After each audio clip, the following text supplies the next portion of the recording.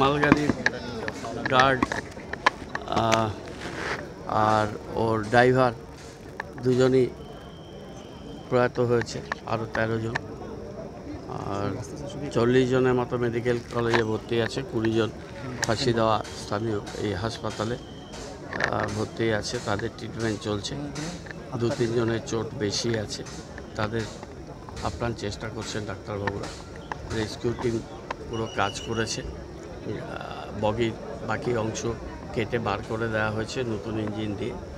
আর damaged জায়গাগুলো আছে, তার মধ্যে কয়েকটা পার্সেল ভ্যানের কম্পার্টমেন্ট ছিল, দেখতেই পাচ্ছেন। মালগাড়ি কাঞ্চনজঙ্ঘার পিছনে দিকে এটা ধাক্কা মেরেছে, একই লাইনে চলে এসছে অ্যান্টি কলিশন ডিভাইস।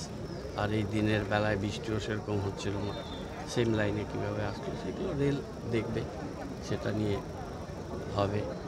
মাননীয় মুখ্যমন্ত্রী কলকাতা থেকেই তিনি প্রতিটা মুহূর্তে ডিস্ট্রিক্ট অ্যাডমিনিস্ট্রেশনের সাথে এর নজরদারি করছেন। জেলা শাসক সমেত সব জেলা প্রশাসনের টিম পুরো তদারকি করছে এবং রেস্কিউ প্রাথমিক কাজটা কমপ্লিট করে দিয়েছে। মেডিকেলে কী ব্যবস্থা নেওয়া হচ্ছে? মেডিকেলে সব রকমের ব্যবস্থা আছে, ব্লাড দেওয়া, বেড দেওয়া, তাদের ট্রিটমেন্ট, ডাক্তার, সমস্ত রিজার্ভ আমরা অ্যাক্সিডেন্টের সাথে সাথে ইসলামপুর হাসপাতাল, শিলিগুড়ি হাসপাতাল, নর্থ বেঙ্গল মেডিকেল কলেজ আর ফাঁসিদহ হাসপাতাল রেডি রেখেছি। একই লাইনে দুটো ট্রেন চলে আসা মানে দুর্ভাগ্যজনক, এটা একই লাইনে দুটো ট্রেন আসাতেই দুর্ঘটনা। তদন্তের প্রয়োজন রয়েছে, এটা তো নিশ্চয়ই হবে, দেখা যাচ্ছে কী অবস্থা হয়েছে। নিশ্চয়ই আহত কারোর সঙ্গে কথা হলো কি না, এখন আমি মেডিকেলে যাইনি, আমি এখানে অপেক্ষা করছি এই রেস্কিউটা করা।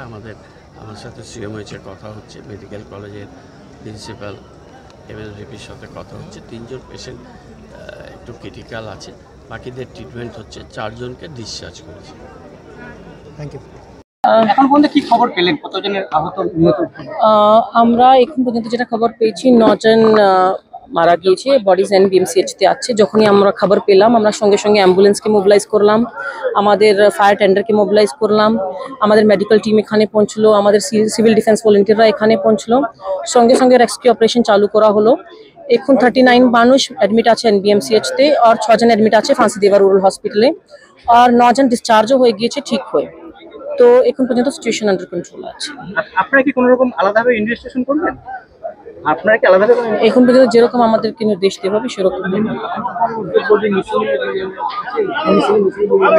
নেই। এখন পর্যন্ত আমাদের কাছে রিপোর্ট নেই। আমাদের মেডিকেল টিম এখানে স্টেশন আছে, আমাদের হেল্প ডেস্ক এখানে আছে, পুলিশও এখানে আছে। যদি কেউ মিসিং রিপোর্ট করে আমরা দেখে নেব, কিন্তু এখন পর্যন্ত কেউ মিসিং রিপোর্ট নেই। আমরা বাসেসগুলো অ্যারেঞ্জ করলাম স্টেট থেকে, যেখানে যে মানুষ এখানে ট্রেনে না উঠে বাস করে যেতে চেয়েছিল তো তাদেরকে পৌঁছানো দেওয়া হয়েছে। Thank you.